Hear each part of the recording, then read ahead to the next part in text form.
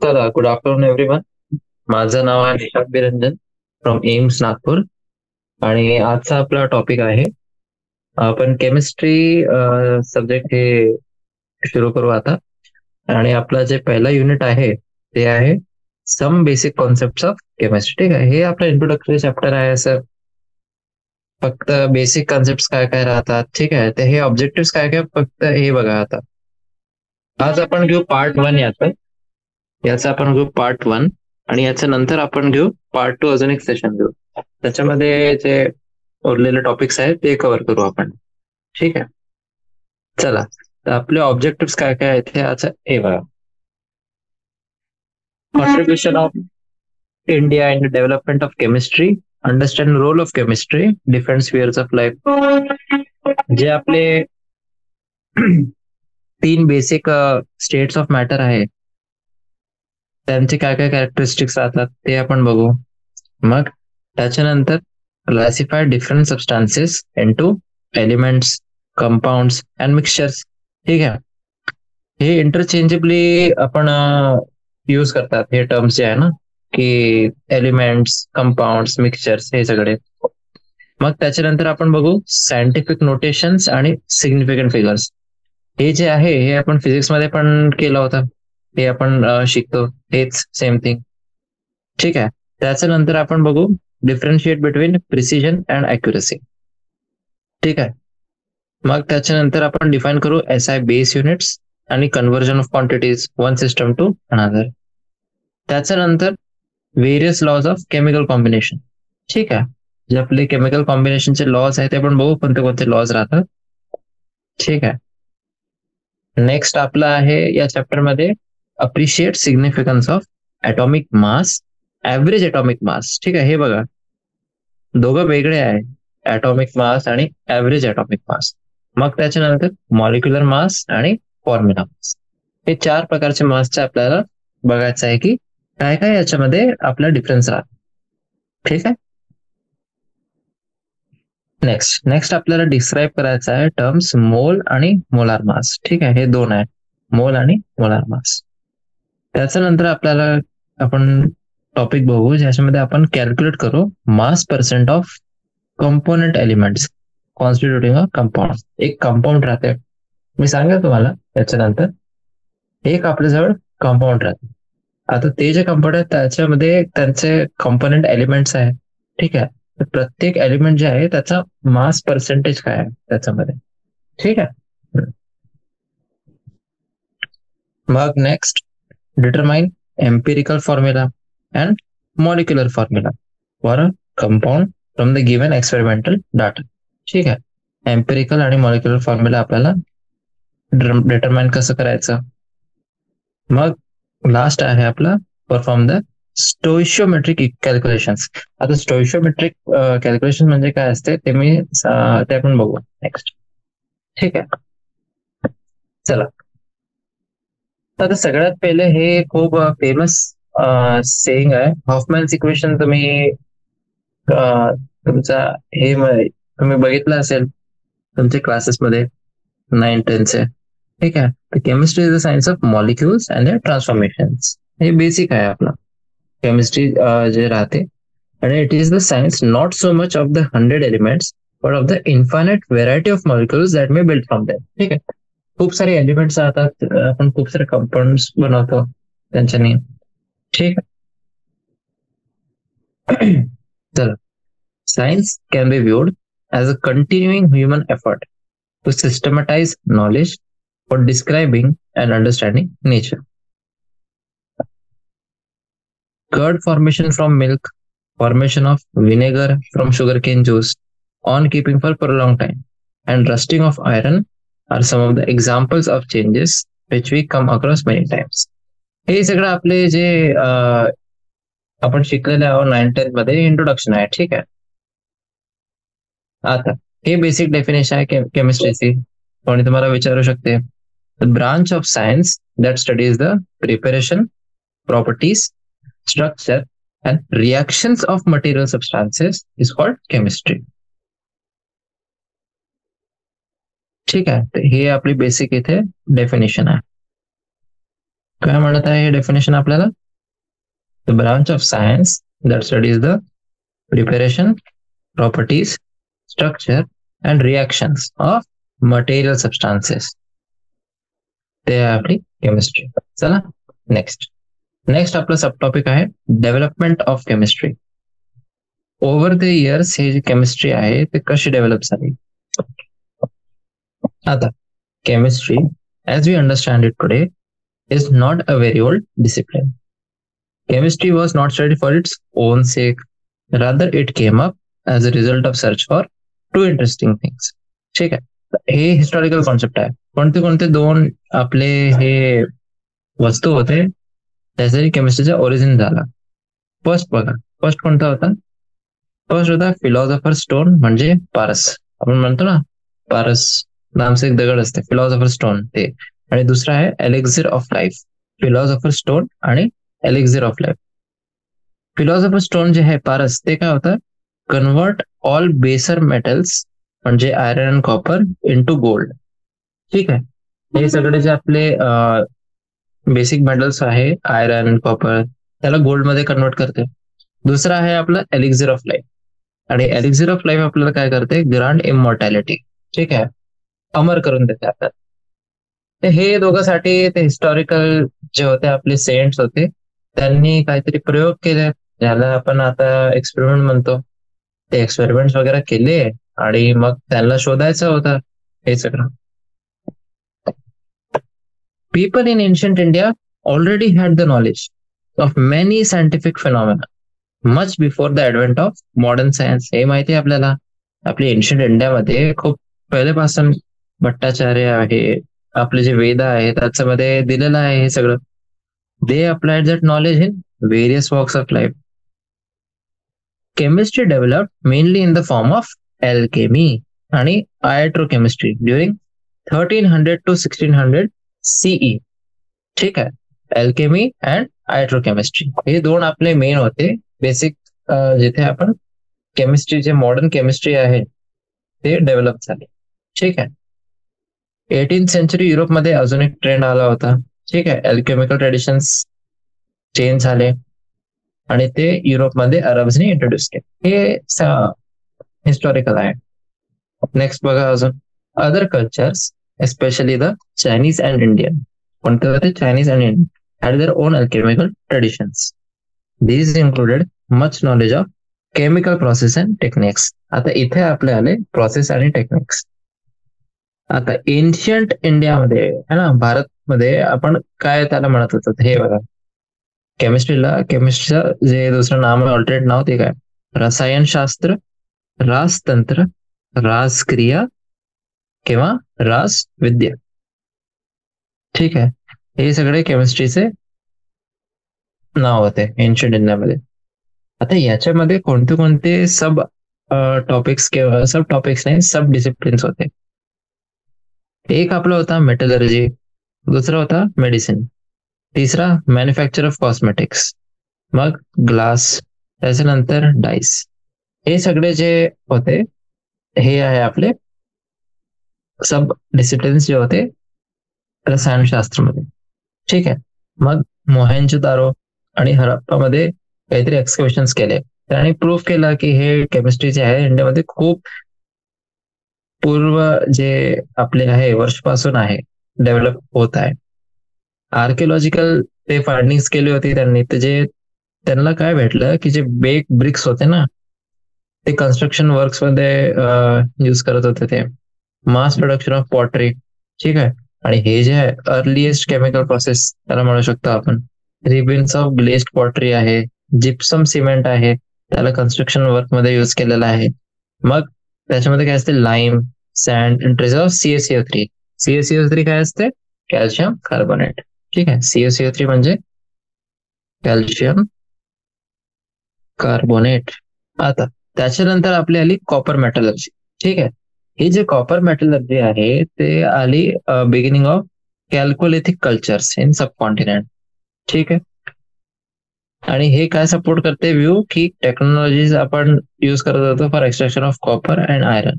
ठीक आहे, आणि ते आपल्या भारतमध्येच त्याचा जन्म झालेला आहे ते टेक्निकचा. मग आहे आपला ऋग्वेदा. ऋग्वेदा काय म्हणते, टॅनिंग ऑफ लेदर आणि dyeing of cotton.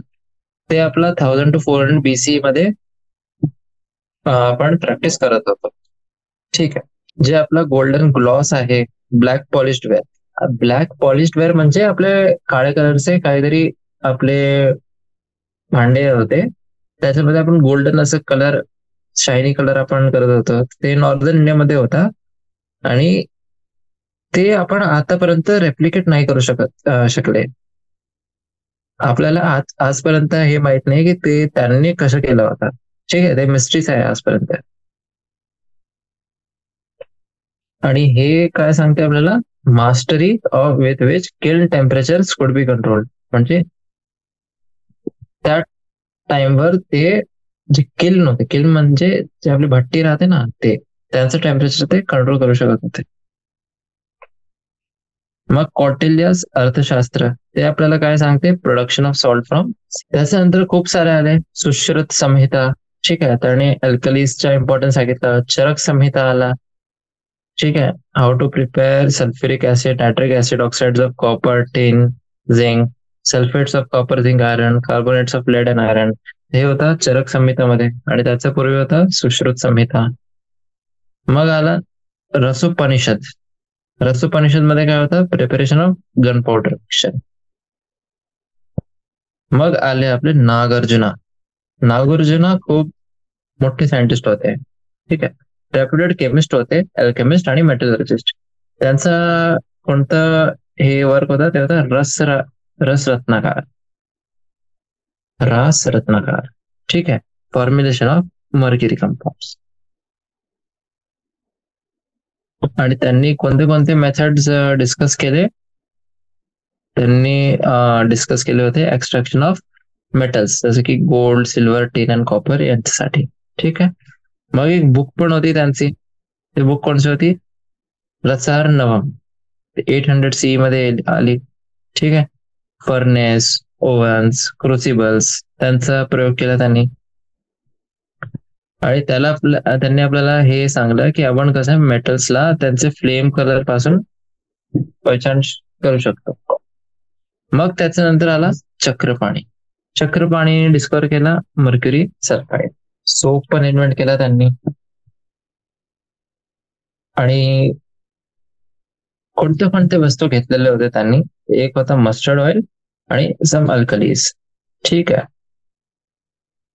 Oil of इरांडा आणि सीड्स ऑफ मोवा प्लांट, कॅल्शियम कार्बोनेट.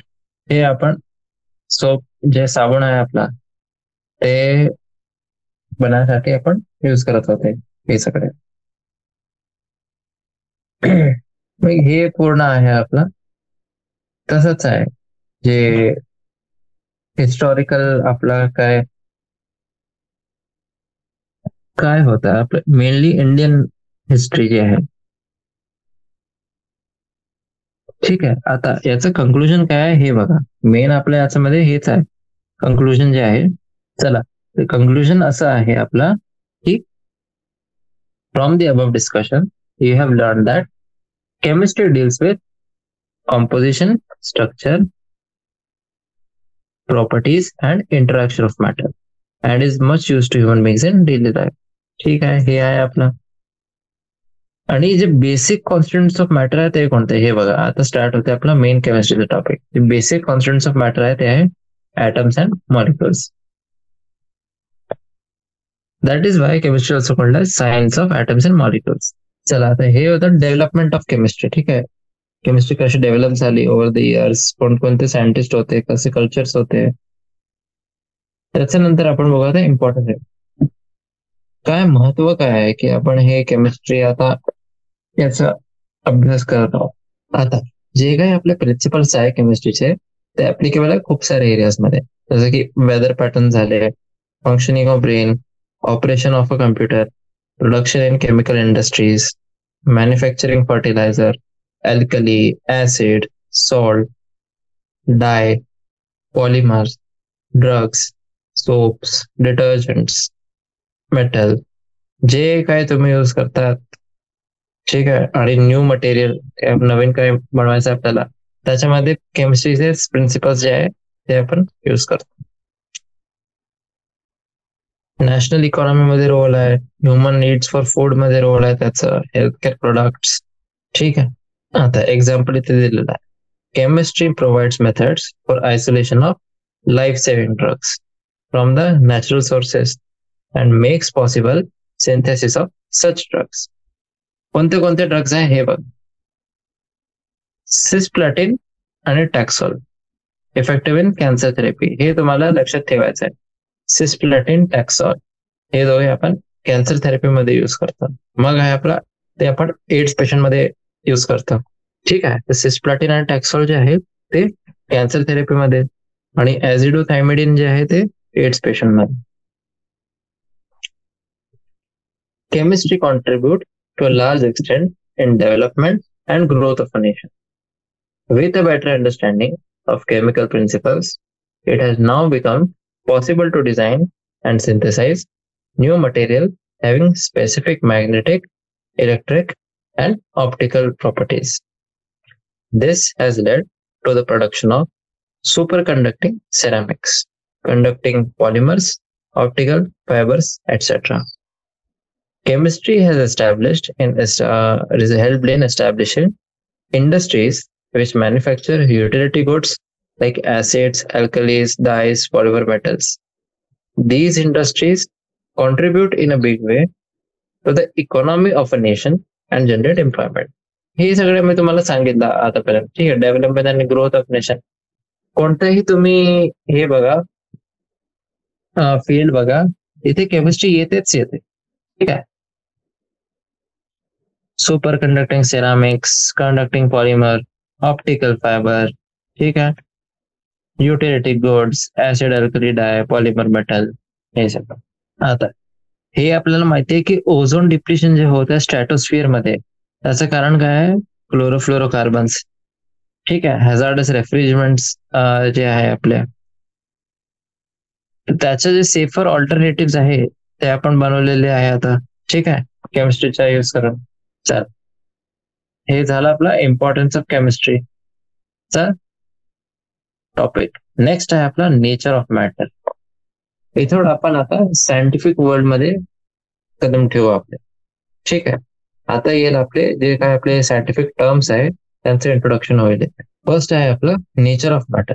आता 9वी मध्ये आपण शिकलो होतो की मॅटरचा डेफिनेशन काय आहे. डेफिनेशन कसं आहे त्याचं?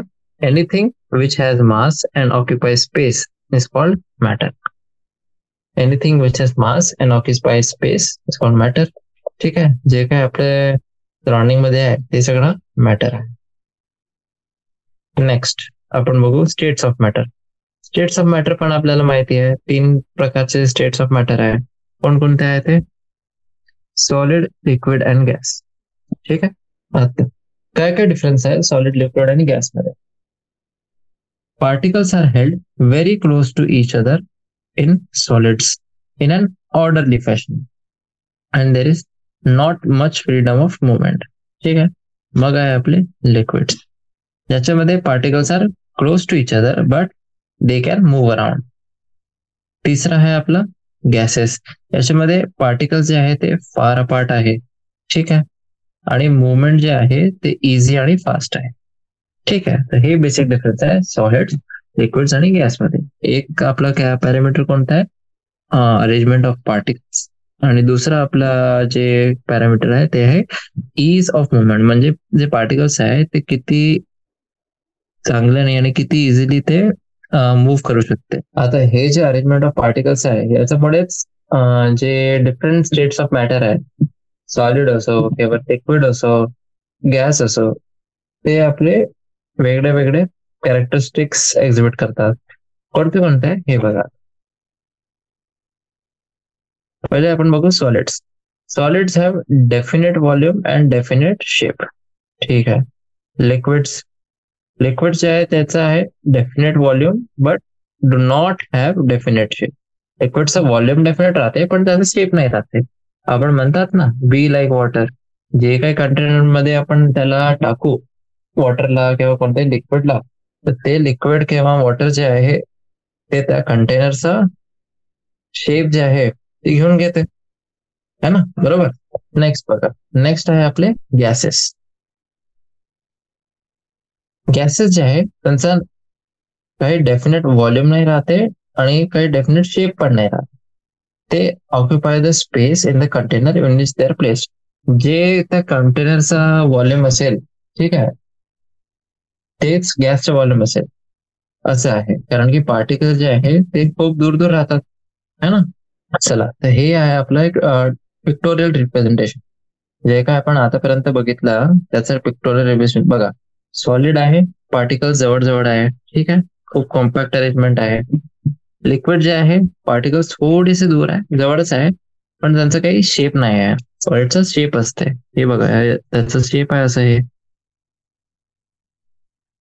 है ना, हे शेप आहे ना. मग आहे आपला गॅस. गॅसचं कसं असते, पार्टिकल्स दूर दूर राहतात खूप आणि त्याचं काही फिक्स्ड व्हॉल्यूम नसते. आता हे जे 3 स्टेट्स ऑफ मॅटर आहे ते इंटर कन्व्हर्टेबल आहे by changing the conditions of temperature and pressure. आता सॉलिड, लिक्विड आणि गॅस याला आपण इंटरचेंज करू. हे बघा, हे खूप चांगलं पिक्टोरियल रिप्रेझेंटेशन आहे. इथे बघा, सॉलिडला तुम्ही हीट केला तर ते लिक्विड मध्ये कन्वर्ट होते, लिक्विडला हीट केला तर ते गॅस मध्ये कन्वर्ट, गॅसला तुम्ही कूल केला तर लिक्विड मध्ये कन्वर्ट होते आणि लिक्विडला कूल केला तर सॉलिड मध्ये कन्वर्ट होते. ठीक, हेच आहे आपलं. हे झालं आपले डिफरंट स्टेट्स ऑफ मॅटर. आता नेक्स्ट आपला आहे क्लासिफिकेशन ऑफ मॅटर. ठीक आहे. आता क्लासिफिकेशन ऑफ मॅटरचा सगळ्यात पहिले तुम्ही बघा, हे वाला जे आपला फ्लो चार्ट आहे ते बघा. याच्यामध्ये पूर्ण क्लासिफिकेशन असं फ्लो फॉर्मॅट मध्ये दिलेलं आहे. ठीक आहे, हे इम्पॉर्टंट आहे खूप, हे तुम्हाला माहितीच पाहिजे. मॅटर, आता मॅटरला क्लासिफाय केला ब्रॉड आपण दोन किस्म, एक आहे मिक्सचर्स आणि दुसरे आहे प्युअर सबस्टान्स. ठीक आहे, प्युअर सबस्टान्स मध्ये दोन कोणते आहे, एक आहे आपले एलिमेंट्स आणि दुसरे आहे कंपाऊंड्स. मग मिक्सचर्स, मिक्सचर दोन प्रकारचे, होमोजिनस मिक्सचर, हेट्रोजिनस मिक्सचर. ठीक आहे. चला, प्युअर सबस्टान्स आणि मिक्सचरची डेफिनेशन काय आहे हे इथे दिलेले आहे बघा. When all constant particles of a substance are same in chemical nature, it is said to be a pure substance. A mixture contains many type of particles. ठीक आहे, सगळे कॉन्स्टंट पार्टिकल्स जर सारखे आहे केमिकल नेचर मध्ये, ते pure substance आहे, आणि खूप सारे टाइप्स ऑफ पार्टिकल्स जर आहेत तर ते मिक्सचर आहे. A mixture contains particles of two or more pure substances which may be present in any ratio. ठीक आहे, दोन किंवा दोनपेक्षा जास्ती प्युअर सबस्टान्सचे पार्टिकल्स राहतात आणि कोणत्याही रेशो मध्ये असो, म्हणूनच त्यांचे जे कॉम्पोजिशन आहे ते व्हेरिएबल राहते. जे प्युअर सबस्टान्सेस ते मिक्सचरला फॉर्म करतात त्याला पण म्हणतात कॉम्पोनेंट्स. ठीक आहे, एक मिक्सचरचे कॉम्पोनेंट्स आहे असं म्हणतात आपण. जे काही प्युअर सबस्टन्स ते मिक्सचर बनवत आहे त्यांना पण कॉम्पोनेंट्स म्हणतात. आता sugar solution in water, air, T, हे सगळे आपले मिक्सचर्स आहे. मिक्सचर आपले होमोजेनस पण असू शकतात आणि हेट्रोजेनस. होमोजेनस मिक्सचर मध्ये काय असते, आता होमोजेनस मिक्सचर मध्ये जे आपले कॉम्पोनेंट्स आहे ते completely mix with each other, completely mix with each other. म्हणजे पार्टिकल्स जे आहे ऑफ कॉम्पोनेंट्स ऑफ मिक्सचर ते युनिफॉर्मली डिस्ट्रीब्युटेड आहे. ठीक आहे, through out the bulk of the mixture, आणि कंपोजिशन जे आहे त्याचं ते युनिफॉर्म थ्रू आउट आहे. ठीक आहे, हे आहे होमोजेनस मिक्सचर मध्ये. आता याचे एक्झाम्पल काय आहे, शुगर सोल्युशन अँड एअर, हे आपले आहे होमोजेनस मिक्सचर. दुसरं जे आपलं राहते ते राहते हेट्रोजेनस मिक्सचर. हेट्रोजेनस मिक्सचर मध्ये काय असते, हेट्रोजेनस मिक्सचर जे आहे त्याच्यामध्ये कॉम्पोजिशन जे आहे ते युनिफॉर्म नाही राहत. ठीक आहे, थ्रू आउट, आणि कधी कधी डिफरंट कंपोनेंट जे आहे ते आपण त्याला पाहू पण शकतो, ते विजिबल पण राहतात. ठीक आहे, हे राहते आपलं हेट्रोजेनस मिक्सचर मध्ये. आणि याचे एक्झाम्पल काय काय आहे, mixtures of salt and sugar, grains and pulses along with some dirt.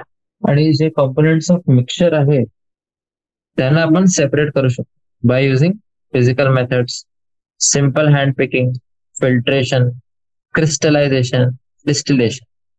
हे सगळे जे आपले मेथड्स आहे त्यांनी आपण त्याला सेपरेट करू शकतो. ठीक आहे.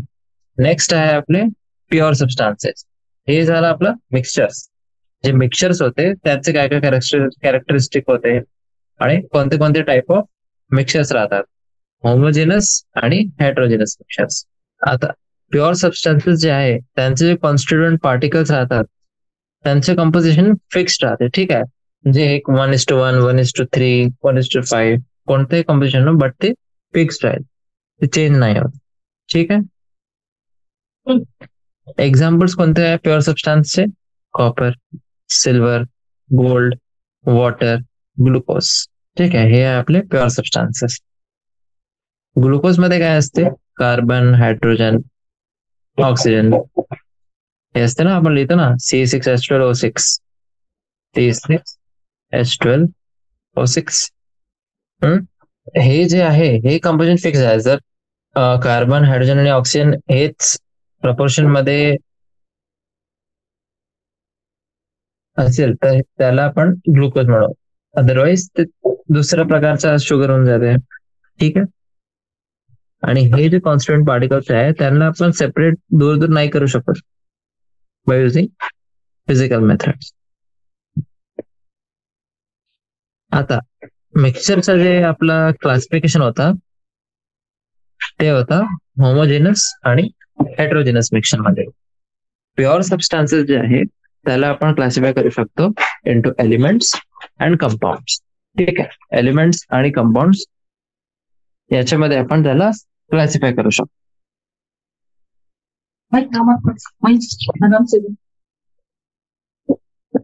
आता जे आपले पार्टिकल्स आपण एलिमेंट आहे ते काय असतात, त्याच्यामध्ये काय असतं? पार्टिकल्स ऑफ एन एलिमेंट जे आहे consist of only one type of atoms. ठीक आहे. एलिमेंट बघा, एलिमेंट मध्ये काय असते? फक्त one type of, only one type of atoms. आणि हे जे आहे पार्टिकल्स ते ॲटम्स किंवा मॉलिक्युल्स मध्ये एक्झिस्ट करू शकतात. ठीक आहे. आता एलिमेंट्स बघा, एलिमेंट्सचे एक्झाम्पल्स कोणते कोणते आहे? आपण म्हणतो ना sodium, copper, silver, hydrogen, oxygen हे सगळे आपले एक्झाम्पल्स आहे एलिमेंट्सचे. कारण की त्यांचे सगळे जे ऍटम्स आहे ते एकच प्रकारचे आहे. ठीक आहे. सोडियम म्हणजे Na, कॉपर म्हणजे CO, सिल्वर म्हणजे Ag. ते सगळे जे आपले ऍटम्स राहील ते हेच राहील. ठीक आहे. एकच प्रकारचे राहील. All atoms one type. पण जे ऍटम्स ऑफ डिफरंट एलिमेंट्स आहे ते डिफरंट इन नेचर राहील. ठीक आहे. आता हे झाले आपले एलिमेंट्स. याच्या नंतर आपले राहील कंपाऊंड्स. ठीक आहे. त्याच्या पूर्व आपण इथे बघू. हे बघा, ऍटम्स ऑफ डिफरंट एलिमेंट्स. ठीक आहे.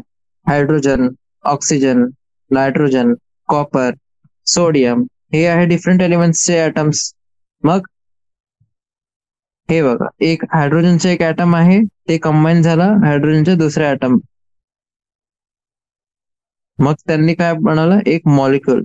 मॉलिक्युल कोणता? हायड्रोजनचा मॉलिक्युल H2.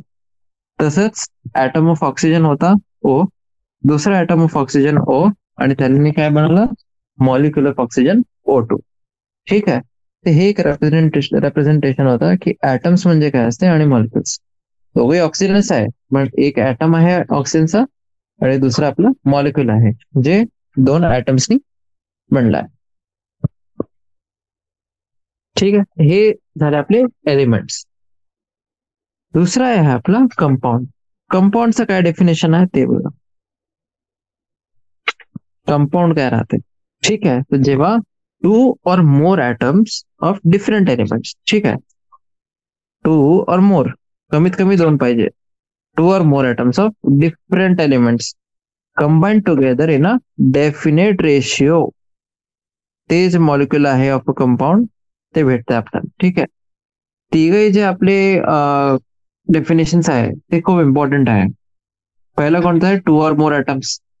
दुसरा पार्ट आहे डिफरंट एलिमेंट्स. सेम एलिमेंट्स नाही पाहिजे, मग ते एलिमेंटच होईल. ठीक आहे. आपल्याला पाहिजे डिफरंट एलिमेंट्स. ते जेव्हा कंबाईन होतात एक डेफिनेट रेशिओ मध्ये. ठीक आहे. 1:2, 2:4, 2:5, 1:3, कोणतेही रेशो असो, पण ते डेफिनेट रेशो मध्ये होतात कंबाईन, तेव्हा एक कंपाऊंड फॉर्म होत. ठीक आहे. Moreover, constituents of a compound cannot be separated into simpler substances by physical methods. ठीक आहे. कोणताही कंपाऊंड असो त्याचे कॉन्स्टिट्युएंट्स आहे त्याला आपण फिजिकल मेथड्स आपण बघितले होते, हिटिंग, कुलिंग, तसं आपण त्याला सेपरेट नाही करू शकत इंटू त्यांचे कॉन्स्टिट्युएंट्स जे आहे. ठीक आहे. जर त्यांना सेपरेट करायचंच आहे तर आपल्याला काहीतरी केमिकल मेथड्सचा प्रयोग करावा लागेल. कंपाऊंड्सचे आपले आता एक्झाम्पल्स बघा. खूपच जर तुम्हाला हे कंपाऊंडची डेफिनेशन लक्षात आली तुम्ही म्हणू शकता. हे वॉटर आहे. वॉटर म्हणजे काय असते हे बघा. वॉटर म्हणजे H2O.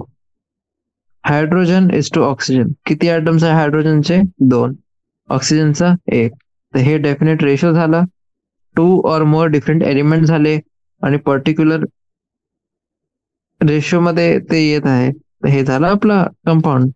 तसंच अमोनिया NH3, मग carbon dioxide CO2, sugar. Sugar खूप सारे शुगर राहतात. मेन आहे आपलं ग्लुकोज C6H12O6.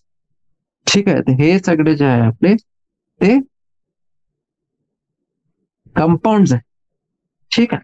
आणि मेन कॅरेक्टरिस्टिक काय होतं की हे जे रेशो आहे ते characteristic of a particular compound असते. कोणतंही कंपाऊंड असो त्याच्यामध्ये जे ॲटम्स त्या रेशो मध्ये आले ते त्याचं कॅरेक्टरिस्टिक राहते. आणि अजून एक पॉइंट आहे, properties of compound different from those of its constituent elements. म्हणजे वॉटर मध्ये जे त्यांचे एलिमेंट्स होते ते कोणते होते? हायड्रोजन आणि ऑक्सिजन. त्यांची जी प्रॉपर्टीज आहे ते वेगळे राहील. आणि जे water as a whole compound आहे H2O त्याची जे प्रॉपर्टीज आहे ते सगळे वेगळे आहेत. ठीक आहे. जसे की हे बघा, हायड्रोजन अँड ऑक्सिजन हे दोघे गॅसेस आहे, पण जे कंपाऊंड फॉर्म होत आहे कॉम्बिनेशन पासून ते आहे वॉटर. वॉटर आपलं लिक्विड आहे. ठीक आहे. आता अजून एक इंटरेस्टिंग कोणतं आहे की हायड्रोजन जे आहे ते बर्न होते with a pop sound. Oxygen जे आहे सपोर्टर ऑफ कंबशन आहे. ठीक आहे. हायड्रोजन बर्न होते पॉप साऊंड पासून. ऑक्सिजन सपोर्टर आहे कंबशनचा, पण जे आपलं पाणी आहे वॉटर ते आपण फायर एक्सटिंग्विशर मध्ये युज करतो. ठीक आहे. हे असं आपलं इंटरेस्टिंग कॉम्बिनेशन बनतात की जे एलिमेंट्सची प्रॉपर्टीज आहे ते वेगळे राहते कम्पेअर्ड टू कंपाऊंड. जे काही कंपाऊंड आपण बनवत आहोत त्याच्यापेक्षा वेगळे राहते. ठीक आहे. चला नेक्स्ट आता आपण आपला मेन टॉपिक बघू. 2 टॉपिक्स आपण कव्हर केले. ठीक आहे. एक होता डेव्हलपमेंट ऑफ केमिस्ट्री, दुसरा होता इम्पॉर्टन्स ऑफ केमिस्ट्री. त्याच्यामध्ये आपण मॅटरचे टाइप्स बघितले, classification of matter, elements, compounds, mixtures, homogeneous, heterogeneous, ते सगळे बघितले. आता नेक्स्ट आपण बघू प्रॉपर्टीज ऑफ मॅटर. काय बघू आपण? Properties of matter and their measurement. चला, फिजिकल आणि केमिकल प्रॉपर्टीज. फिजिकल आपल्याला माहिती आहे कोणते कोणते प्रॉपर्टीज फिजिकल राहतात. Colour, odour, melting point, boiling point, density. Chemical properties म्हणजे composition, combustibility, reactivity with acids and bases. एक झाले आपलं सेट ऑफ फिजिकल प्रॉपर्टीज, दुसरी झाली केमिकल प्रॉपर्टीज. ठीक आहे. आता डेफिनेशन वाईज जर आपल्याला बघायचं आहे तर कशा राहते त्याचं डेफिनेशन हे बघा. Physical properties can be measured or observe without changing the identity or the composition of the substance. ठीक आहे. आपल्याला काहीच गरज नाही की आपण त्याचं कंपोजिशन चेंज करायचं किंवा त्याची आयडेंटिटी जी आहे ते चेंज करायचं, आणि आपण त्याला मेजर किंवा ऑब्झर्व करू शकतो. ठीक आहे. आणि दुसऱ्या जागेवर जे आपल्याला केमिकल प्रॉपर्टीज जे आहे, केमिकल प्रॉपर्टीजच्या मेजरमेंट किंवा ऑब्झर्वेशन करायचं आहे त्याला काय लागते? Requires a chemical change to occur. ठीक आहे. आणि फिजिकल प्रॉपर्टीज जे आहे ते आपण बघितलं होतं आता की फिजिकल प्रॉपर्टीज साठी आपल्याला जे कंपोजिशन आहे, केमिकल चेंज आहे, ते नाही लागत. ठीक आहे. एक्झाम्पल्स काय काय आपले आता केमिकल प्रॉपर्टीजचे ते बघा. Characteristic reactions of different substances, acidity और बेसिसिटी, कंबस्टिबिलिटी. चला, हे तर झालं बेसिक ओव्हरव्ह्यू. ठीक आहे, की फिजिकल आणि केमिकल प्रॉपर्टीज काय राहतात. आता आपण बघू measurement of physical properties. Specifically आपण बघू फिजिकल प्रॉपर्टीज साठी. चला, जे क्वांटिटेटिव्ह मेजरमेंट राहते प्रॉपर्टीजच्या, ते आपल्याला हवी आहे फॉर सायंटिफिक इन्व्हेस्टिगेशन. ठीक आहे. लेंथ, एरिया, व्हॉल्यूम हे क्वांटिटेटिव्ह आहे नेचरमध्ये. कोणतंही क्वांटिटेटिव्ह ऑब्झर्वेशन किंवा मेजरमेंट जे आहे त्याला आपण रिप्रेझेंट करू शकतो एक नंबरने. ठीक आहे, फॉलोड बाय युनिट्स, ज्याच्यामध्ये आपण त्याला मेजर करत आहोत. आता एक्झाम्पल साठी बघा तुम्ही, लेंथ ऑफ अ रूम त्याला आपण म्हणू शकतो 6 मीटर. 6 जे आहे आपला नंबर आहे, आणि एम म्हणजे काय, मीटर. मीटर म्हणजे काय, युनिट आहे ते, ज्याच्यामध्ये आपण लेंथ त्याची मेजर करत आहोत. ठीक आहे. कोणताही क्वांटिटी जे आहे, ठीक आहे, हे बघा, क्वांटिटी कोणती क्वांटिटी राहावं त्याच्यामध्ये एक नंबर राहते आणि दुसरा राहते आपला युनिट. ठीक आहे. आणि याला शॉर्ट मध्ये आपण लिहितो असं एन क्यू. एन म्हणजे नंबर आणि यू म्हणजे युनिट त्याच. ठीक आहे. आता पूर्वी आपण दोन वेगळे वेगळे सिस्टम्स आपण युज करत होते. कोणते, इंग्लिश सिस्टम आणि मीट्रिक सिस्टम. चला, आणि आज आता हे जे आहे हे आपण आता युज करत आहोत. जे आजच्या टाइम मध्ये आपण युज करत आहोत ते आहे आपला SI unit, SI system, international system of units आपण म्हणतात त्याला. त्याचं ॲब्रिव्हिएशन कसं आहे, SI, international system of units. आणि त्याचं नाव SI कसं पडलं हे बघा. फ्रेंच मध्ये त्याचं नाव आहे ले सिस्टम इंटरनॅशनल डी युनायटेड, है ना. तर हे जे आहे सिस्टम इंटरनॅशनल, याचं नाही आला SI. 7 बेस युनिट्स राहतात. ठीक आहे, 7 बेस युनिट्स आहे यामध्ये. आणि हे युनिट जे आहे त्याचे 7 फंडामेंटल सायंटिफिक क्वांटिटीज आहे त्यांचे आहे. ठीक आहे. कोणती कोणती फंडामेंटल सायंटिफिक क्वांटिटीज? फर्स्ट आहे आपल्या लेंथ. लेंथचं सिम्बॉल आहे small L. Name of SI unit आहे मीटर आणि सिम्बॉल कोणता आहे, स्मॉल एम. हे झालं आपलं लेंथ. नेक्स्ट आहे मास. मासचा सिम्बॉल आहे स्मॉल एम. SI युनिट कोणता आहे मासचा, किलोग्राम, आणि सिम्बॉल आहे केजी. मास झाला. मग आहे आपला टाइम. टाइमचा सिम्बॉल आहे स्मॉल टी. SI युनिटचं नाव आहे आपला सेकंड आणि सिम्बॉल आहे स्मॉल एस. ठीक आहे. मग आहे आपला इलेक्ट्रिक करंट. इलेक्ट्रिक करंटचं सिम्बॉल आहे आय. SI युनिटचं नाव आहे एम्पियर आणि सिम्बॉल आहे कॅपिटल ए. मग आला आपला थर्मोडायनामिक टेम्परेचर. थर्मोडायनामिक टेम्परेचरचा सिम्बॉल आहे कॅपिटल. SI युनिटचं नाव आहे केल्विन आणि सिम्बॉल आहे capital K. Next, amount of substance. Amount of सबस्टन्सचा सिम्बॉल आहे स्मॉल एल. SI युनिटचं नाव आहे मोल आणि सिम्बॉल आहे मोल. ठीक आहे. जे SI युनिटचं नाव आहे ते आहे MOLE. बघा इथे हे मोल आहे आणि सिम्बॉल आहे मॉल. ठीक आहे. MOLE, ज्याच्यामध्ये ई आहे ते आहे आपला त्याचा SI युनिटचं नाव आहे. ठीक आहे. आणि MOL ते आहे आपला सिम्बॉल. हे आहे इम्पॉर्टंट, याच्यामध्ये चोकी करू शकता तुम्ही. मग लास्ट आपला आहे लुमिनस इंटेन्सिटी. ठीक आहे. लुमिनस इंटेन्सिटीचा जे आपला सिम्बॉल आहे ते आहे IV. असं खालती V लिहायचा आणि वरती I. SI युनिट जे आहे लुमिनस इंटेन्सिटीचे ते आहे कॅन्डेला आणि सिम्बॉल जे आहे त्याचं ते आहे स्मॉल सी स्मॉल डी. ठीक आहे. नेक्स्ट, आता हे होते आपले फंडामेंटल जे क्वांटिटीज आहे 7. त्यांचं सिम्बल आणि नोटेशन. नेक्स्ट आपण बघू की त्यांचे डेफिनेशन्स काय काय आहे. ठीक आहे, युनिट ऑफ लेंथ जसं आहे मीटर, मीटरचं डेफिनेशन काय आहे हे टेबल मध्ये असे दिलेले आहे. ठीक आहे, मीटरचं definition kilogram, second, ampere, kelvin, मोल, कॅन्डेला. ठीक आहे, हे दिलं. मग आहे आपले प्रिफिक्सेस, जे पण हे सिस्टम आहे एसआय युनिट ऑफ सिस्टम, त्याच्यामध्ये आपण कोणते कोणते प्रिफिक्सेस वापरतात. ठीक आहे, जसं की आपलं आहे 10⁻⁻1 आहे डेसी, -2 म्हणजे सेंटी, -3 म्हणजे मिली, है ना. आणि 10च्या जे राहते ते राहते आपलं डेका. -6 म्हणजे मायक्रो, -9 म्हणजे नॅनो, -12 म्हणजे पिको, -15 फेमटो, 10⁻³ म्हणजे किलो, 6 म्हणजे मेगा, 9 म्हणजे गिगा, 12 टेरा, 15 म्हणजे पेटा. ठीक आहे, 15 पर्यंत लक्षात ठेवा. मग आहे आपला मास अँड वेट, आणि नेक्स्ट आहे आपला व्हॉल्यूम. ठीक आहे, आता मास आणि वेट काय आपण हे पण इंटरचेंजेबली यूज करतो. Mass of a substance is the amount of matter present in, आणि वेट काय आहे, weight is the force exerted by the gravity on an object.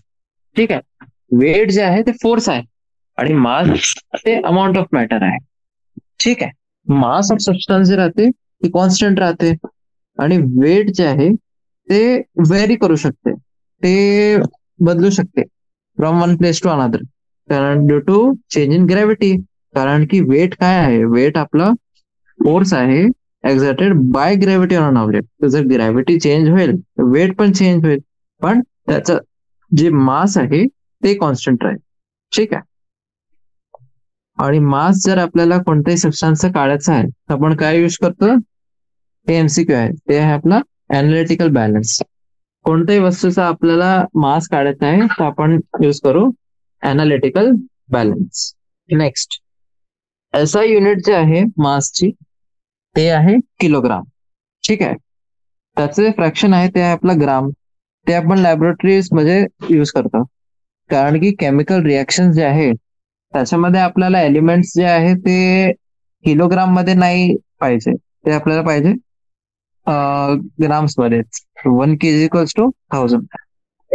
ठीक आहे, तर हे आहे आपला अनालिटिकल बॅलन्स. याच्यामध्ये काय काय आहे हे तुम्ही तुमच्या लॅबोरेटरी मध्ये बघितलं असेल. एक रायडर कॅरियर राहते, मग रायडर कॅरियर नॉब राहते, त्याच्यानंतर pointer and scale, beam release, pan release, levelling screw, pan आणि बीम राहते. ठीक आहे, तर हे होतं आपलं आजचं सेशन 1. याच्यामध्ये आपण खूप सारे टॉपिक्स घेतले, आणि याच्या नंतर आपण कव्हर करू बाकीचे व्हॉल्यूम, डेन्सिटी, सायंटिफिक नोटेशन वगैरे काय असते. ठीक आहे, सिग्निफिकंट फिगर्स म्हणजे काय असते, लॉज ऑफ केमिकल कॉम्बिनेशन आपण बघू. त्याच्यानंतर ऍटॉमिक, मॉलिक्युलर मास, कोणते कोणते मास राहतात, मोल कॉन्सेप्ट म्हणजे काय असते, ते सगळं आपण घेऊ. ठीक आहे, चला, थँक्यू.